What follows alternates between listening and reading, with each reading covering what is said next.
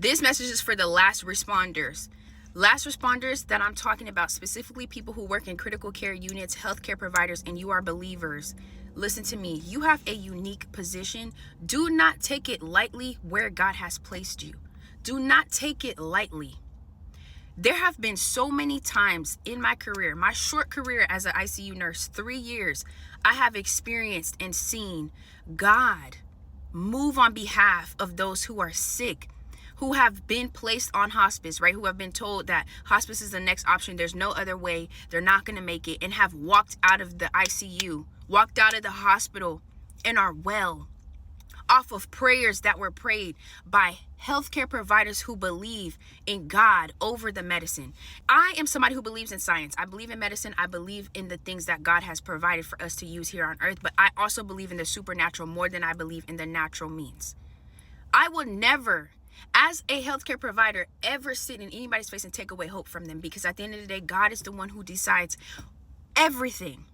And our only job is to steward whatever it is that he calls us to do appropriately. If you are a last responder, specifically those who work in critical care, if you're a respiratory therapist, a nurse, a doctor, CNA, whoever you are in the healthcare field, specifically in these units, do not take it lightly where God has placed you. You could be one of the last people that people in critical care ever see in their life.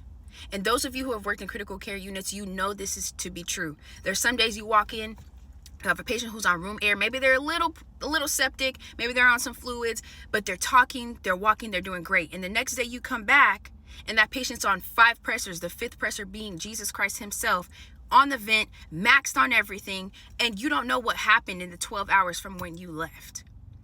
You have a unique position. You are one of the last people that these people can see sometimes. Do not waste the opportunity to be a light for someone. Do not waste the opportunity to tell somebody about Jesus Christ, their Lord and Savior. Do not waste the opportunity to pray for somebody when God tells you to pray for them.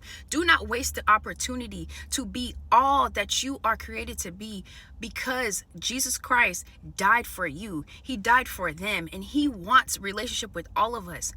And our job is to open our mouth. Our job is to share the love of Jesus Christ. Our job is to go in there, be not only the hands and feet of Jesus, but quite literally exhibit the attitudes that Jesus wants us to exhibit, especially for those who are sick and in their worst, most vulnerable time. You go in there and you be the light. You go in there and you be vulnerable. You be kind. You give them a kind word when everything else that's coming at them seems so negative, seems grim, seems hopeless. Be the hope for those people. You are in a unique position. Do not ever take it lightly, the job that you're doing. Don't get so caught up in the busyness. Don't get so caught up in the charting.